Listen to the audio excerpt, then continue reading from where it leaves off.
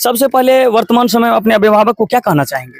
मैं अपने अभिभावक को ये कहना चाहूँगा कि आपने मुझे पढ़ाया और आज़ादी दी ताकि हम आगे बढ़े। बहुत बहुत बधाई भी दूंगी। अभी हमारी उपस्थिति उदा किशुनगंज थाना क्षेत्र के गोपालपुर पंचायत वार्ड नंबर 7 में है। अभी हमारे साथ जो बच्ची देख रहे हैं ये प्रीति है। प्रीति बनी समाज की आईना। प्रीति से जानने का प्रयास करेंगे ये जो पद को सुशोभित की है ये श्रेय किसको देना चाहती है? तो माँ पापा और अपने सर, अपने से बड़ों सबको, क्योंकि सबका सहयोग उतना ही रहा है। मेरे सर देशराज और एकेडमी में भी रहते थे, वहाँ भी बहुत अच्छे से करवाते थे। किस एकेडमी में आप रहते थे? हम आर्मी फिजिकल एकेडमी उदा किशुनगंज में हैं। आर्मी फिजिकल एकेडमी के संस्थापक रवि रहे हैं और उनके कोच जो है तनवीर आलम है। उन फिजिकल के जो संस्थापक हैं उनको भी बहुत बहुत बधाई है कि ऐसे ऐसे बच्चे जो गरीब घर से जाती है आप उन पे बहुत अच्छी से पहल कर इस पद तक लाने में आपकी भी अहम रोल होती है। तो सबसे पहले आप किन किन कठिनाइयों का सामना कर इस पद को सुशोभित किए? जब हम रनिंग करने के लिए जाते थे तो लोग सब, क्योंकि सुबह सवेरे ठंड के मौसम में जाना पड़ता था, तो लोग कहते थे कि इतना अंधेरे में लगता है ये लोग को नींद होता है या नहीं, क्योंकि 8-9 किलोमीटर यहाँ से दूर रोज साइकिल चलाकर जाना पड़ता था। इसीलिए कहाँ पढ़ाई कर रहे थे बचपन हम में? घर पर ही देशराज सर पढ़ाने के लिए आते थे। सुबह 3 बजे आ जाते थे। कौन है ये देशराज सर? ये गोपालपुर ही के गांव के निवासी है, पर वे अभी यहाँ नहीं है, किसी कारण बस गांव से बाहर हैं। हम 3 दोस्त के साथ पढ़ते थे। वे सब भी अपनी तैयारी के लिए गए हैं, क्योंकि आज मेरा वजन कम होने की वजह से हम नहीं जाते हैं, ग्राउंड छोड़ दिए हैं कुछ दिनों के लिए। अब क्योंकि 5 तारीख को हमको ट्रेनिंग में जाना है, इसीलिए। प्रीति अब डाइट में क्या सब लेती है? डाइट में चना, शक्कर, काजू, किशमिश, अखरोट। वैशाली पुलिस बनी है प्रीति, कहीं ना कहीं इस गांव के लिए बहुत बड़ी पहल है। ये बच्ची के छी यहाँ के? भतीजी छी। भतीजी छियै। यहाँ के भले बच्ची? बेटी भेल। बेटी छियै? खुशी छे ना? बहुत खुशी छी हमें। एक बचपन से हम चावल दे के, गहूम दे के, मकई दे के बच्चा के पढ़लिए हम घरे एकदम। आ यहाँ के सपना साकार भए हमर गेल? सपना पूरा भए गेलै ना। देखिए कहीं ना कहीं माता के अंदर में इतना खुशी है, मतलब जैसे ही प्रीति पद को सुशोभित की तो माता के अंदर में जितना कठिनाई थी वो उभर के सामने आ गई कि अब कठिनाई मुझे नहीं है। प्रीति की बहन है, प्रीति से क्या सीख लिए हैं?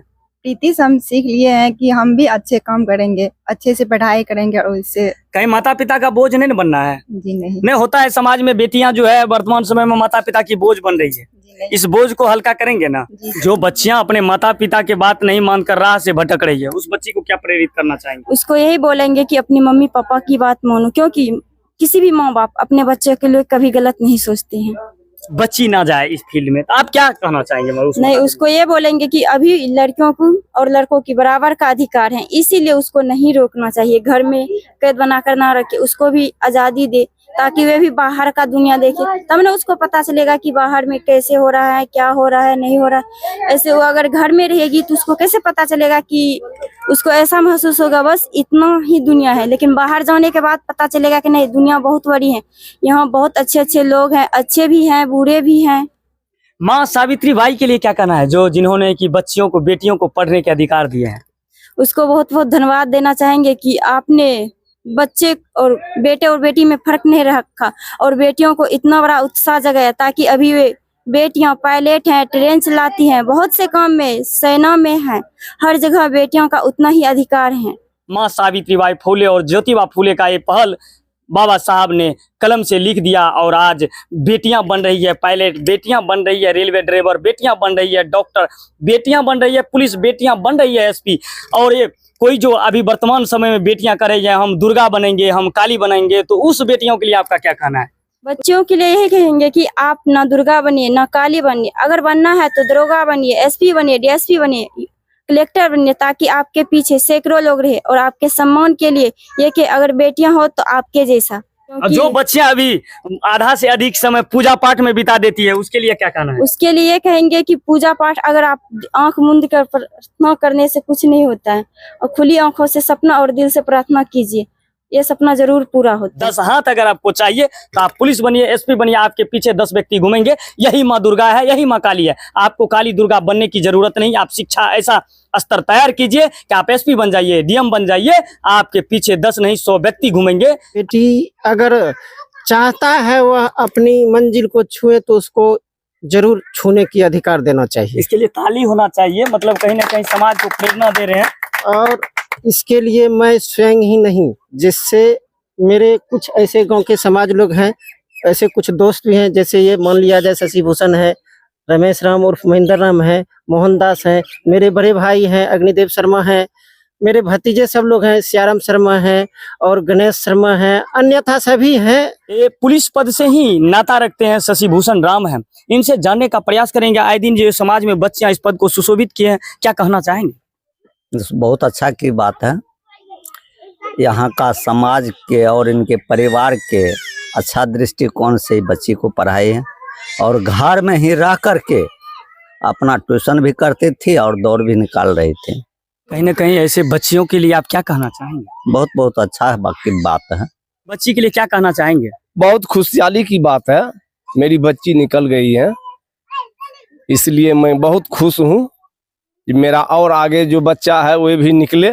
बहुत खुशी की बात है। जी, दूसरे बच्ची को क्या कहना चाहेंगे? वो भी अपना करे मेहनत, मतलब प्रीति से सीख लेनी चाहिए। कि इस गरीब परिवार से निकल के इतना बड़ा मुकाम पे हासिल की है, इसके लिए बहुत बहुत बधाई उसके लिए। हर कठिनाइयों का सामना की होगी ये बच्ची, तब जाकर ये पद को सुशोभित की है। सबसे पहले सर आपका नाम? मेरा नाम रमेश राम। रमेश राम जी, इस बच्चे के लिए आपका क्या कहना है? इस बच्चे के लिए हमारा कहना है, और इसको मैंने पूर्व से ही देखे हैं, इसके पास लगन, मेहनत, जुनून था। हमने सोचे ये तो यह अभी वर्तमान में बिहार पुलिस में सेलेक्ट हुए, हमने सोचे थे कि इसकी जैसी लगन है ये आईएएस भी बन सकती है। आईएएस भी बन सकती है। देखिए, समाज का जो रुझान है, ये बच्चियां आईएएस जैसी एग्जाम को भी क्वालिफाई कर सकती थी, मतलब समाज के रुझान है, और इससे बड़ी बड़ी पद वैद्य को भी हासिल कर सकती थी। इसलिए मतलब आप कहना चाहते हैं? और हमारा अभी भी उससे प्रेरणा है कि तुम बिहार पुलिस जो बनी है, इस पद को तुम पद अभी मत समझना, इसके लिए तुम आगे जो भी उच्च पद है उसके लिए तुम तैयारी करना। और बेटी जो होती है, अगर वह मेहनत और लगन से अपना जज्बा दिखावे तो वह एक कुल क्या, वह दोनों कुल को तार सकती है, और आने वाली पीढ़ी उनसे सीख सकते हैं कि फलाने की बेटी ऐसी है कि जो आगे चल के यह एक पदाधिकारी बना।